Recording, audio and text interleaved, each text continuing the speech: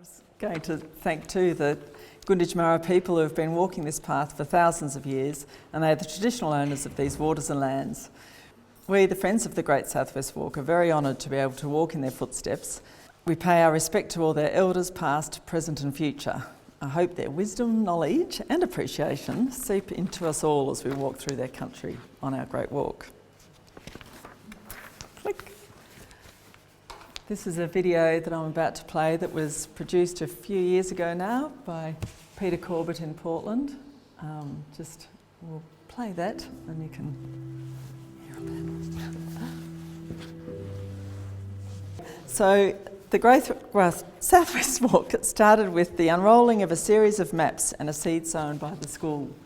As you can see through here, so it wraps around, here's Portland, up, through and back. Sam Bruton approached Bill Golding in February 1980 with an idea he had for a long walk. It would start in Portland and go through the Kabobony Forest to the Glenelg River, on to Nelson, then back through to Portland via the coast, all mainly on public land. So the Portland High School had previously built the 3 kilometre Seacliff Nature Walk at Cape Nelson, so why not a 200 kilometre walk? Thanks. Bill Golding was the principal at the Portland High. So after running it past his 2IC and getting very positive response, they all started to talk to many different people and departments, drumming up enthusiasm and getting them on board. So then the next step was to get a committee formed with representatives from the National Parks, the Forest Commission, the Land Department, the Shire Council and the Portland High School. They applied for a Commonwealth School Commission grant to help get it off the ground, and by the end of the year they had funding to make it possible. With determination and many, many meetings, this was all going to happen. Then the next year, in 1981, when school went back, they got permission from all the different identities to go ahead. And then, so in term 2 of school, the students were able to start work. Okay, so while the track was still being built and not yet officially opened, the walkers in the area were keen to get on it. This was encouraged to give volunteers establishing the track valuable feedback, so that they knew they were doing all the right things.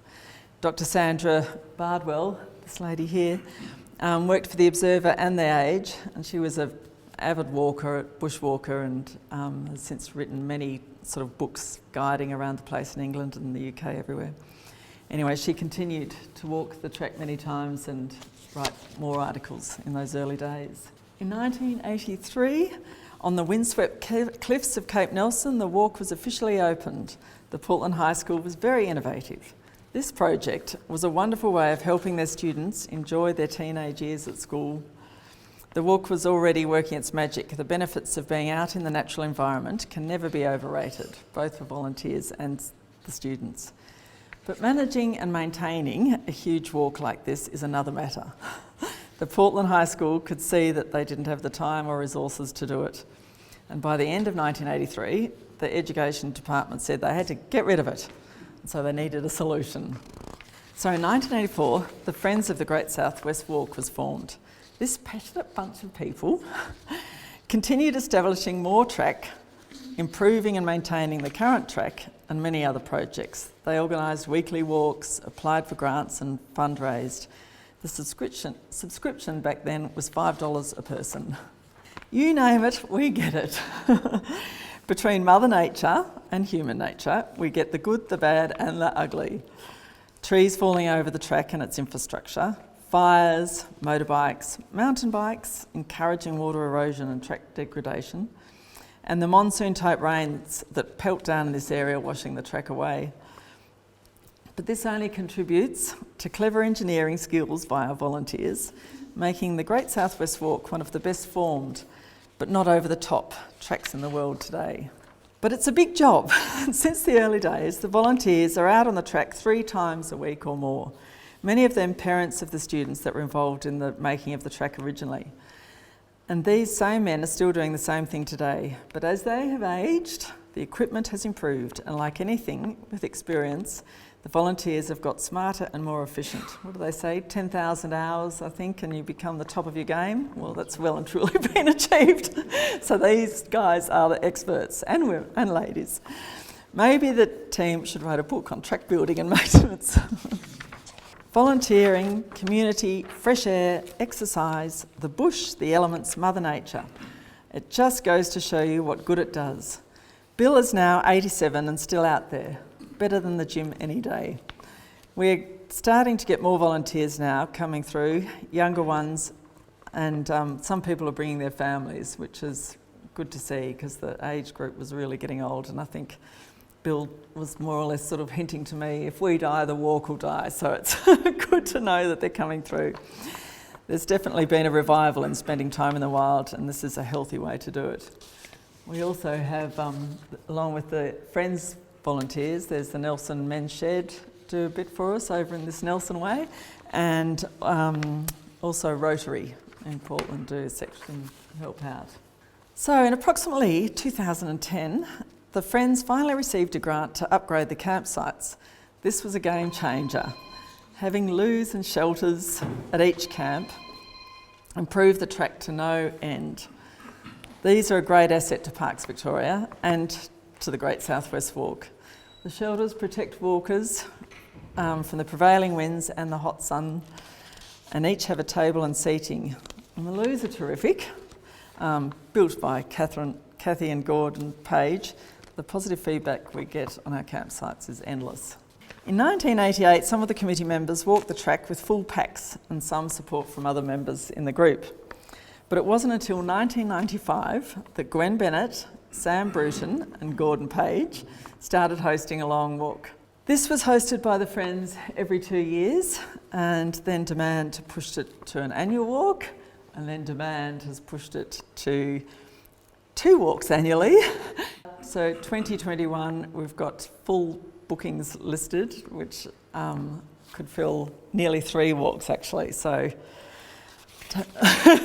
Gordon shaking his head, it's a bit time consuming because it's the full 2 weeks, of course. And here are some photos of this. So that's the first walk there. Back in the early days, you can see the fire pits and things were all very basic then, and they didn't have any shelters. So on the next slide, you'll see this is what it's like today. We have roaring fires, the black kettles are legendary, as is Gordon's Ute trailer, as is Gordon. And yeah, we have great bunch. It's really, people really appreciate it, you know, doing the whole walk and just seeing it, you know, you sort of you'll be walking through the forest and just get all the good vibes from that and start to take that for granted, and bang, suddenly you're on the river and everyone's like, oh my God, the Glenelg River, I never knew that was here, it's stunning and so big and rave. And then when you start to take that for granted, you're on day 3, you get to Nelson and the next slide, and you hit the beaches and everyone's like, last year when we did the beach actually, we got there and one girl was crying. She said she was walking alone and crying because it was just wild weather. The seas were huge. It was like the middle of winter, all the damage that had been done to the dunes and things. She ended up being flipped over in a rogue wave, as they do. You've all got to watch out. And so she said I was crying with, you know, the excitement and pleasure of it all at the start, and then at the end of the day she was crying, saying, get me off this bloody beach, you know, one extreme to the other. But yeah, it's great that. And then often you can gather pippies, which is terrific. When you're just about always at a section between here and Swan Lake, there'll be one part where they're sitting on the surface and we just gather them as we go along, flush them out, you know, purge them in the seawater as we're going, clean water, and get into camp and have a cook up and gather up a few, you know, the bough spinach and different things and chuck it in and eat muttries and all that sort of stuff. It's great. So we also are involved in Landcare. It's always been a big part of the walk, especially at Bridgewater where much of the landscape is bare and eroded, or was bare and eroded from rabbits and grazing. So this left it open to the coastal gales, you can imagine, and the sand just blasting, so nothing would regenerate.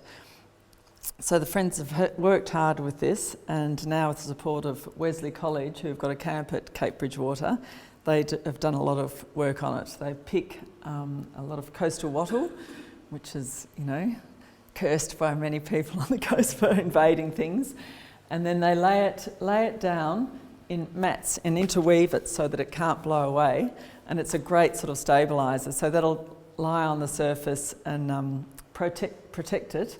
Then the seed will, blow into it and sit there. It doesn't get moved on, and so as it slowly breaks down, the plants are starting to grow. You can see it all happening here, and then so it's like a natural mulch, and it works brilliantly. It's a great project. You can see what in the early days what it was like. So that's terrific. So between our volunteers and Glenelg Hopkins Kitchen Management, who help us out in that too with their funding and support, it's great. We also roll tubes of jute out as well in those steep areas where there's been a lot of runoff with rain, and that's really slowing it up as well. Things are really coming back. So the Friends also have the job to promote the walk. We aim at solo walkers, full pack walkers, supported walkers, trail runners, schools and their students, field naturalists, bird lovers, and of course nowadays you have the Insta lovers. All the youth are coming through and they're looking for nice landscapes to take that selfie and put it up, and well, they've stopped the likes now on social media, which is probably a good thing, but inevitably those sort of people that have those high frontages on social media do all your advertising for you. It's pretty good, pretty handy. And there's always the questions like how far to there, and what is that, and why is that, and how did that? So these questions all need answering. So publications have always been part of the walk. We've just received funding from Pacific Hydro to help get us started to do a guidebook on the walk. This will become the property of the Friends, which is terrific. They're going to hand it to us. They're a lovely couple from Melbourne, and they've produced a book on the overland track, which is brilliant. So it's got everything in it from species, weeds, hopefully. Please pull these.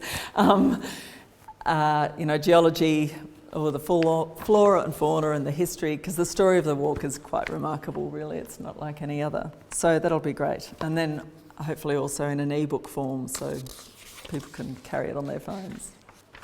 And then here we are at White Sands Camp. I've never actually been to White Sands Camp because that was closed the first time I walked it, so we walk past it now. But these are photos. Val Golding has got a wonderful book. Bill Golding's kept a diary since day one, and Val's taken photos of everything, so that's where I've got all those old photos from. But so they walked this in 2005, and she's listed the birds they saw. The distance they did 13 kilometres, which took 5.5 hours. But yeah, so this was the old access, and that's blocked up now because I think was that been dug out to drain there as well. I think had it? It has been years ago. Yeah, years ago. Yeah, and so it's blocked up, silted up naturally, which is great. So it was too hard to manage. But the old camp used to look like this. Next slide. Sorry. So there it is coming into it, and it's a view over Long Swamp there, which is dry, a bit green but dry. And then, so it was obviously a bit of a folly. They've been making things back then. Very creative group. Must have been a good fun camping spot with sand bowls and things. It's like the movie set out of storm. Yeah, it does, doesn't it? And then today, I'll get onto this stage. So now we walk straight past that White Sands Camp, oblivious to it ever being there, and we camp at Lake Monbiong. So along the way we get glimpses of the wetlands that you see there after that new work that's been done. And then when we were there, was it last year, not this walk, just previously, the one before I think, we saw 2 brolgas flying to and from. So that was very exciting. And so that sparked interest, and Gordon everyone huddled around, and he told them the story about, the whole Ramsar thing and the regeneration, which is great. Good feels. So, people with passion produce great things. It is infectious and done with love. The Great South Walk is what it is today because of the people, and as the baton gets passed on, so does the passion and the love for this walk. The feedback we get from experienced walkers that have hiked the globe is on the uniqueness of this walk. They beg us not to change it, to keep it as it is, and not lose control of the direction it might take under different management. So there we go. And so everyone, get out and enjoy this wonderful asset. we have. Share it with your family and friends. They will love you for it.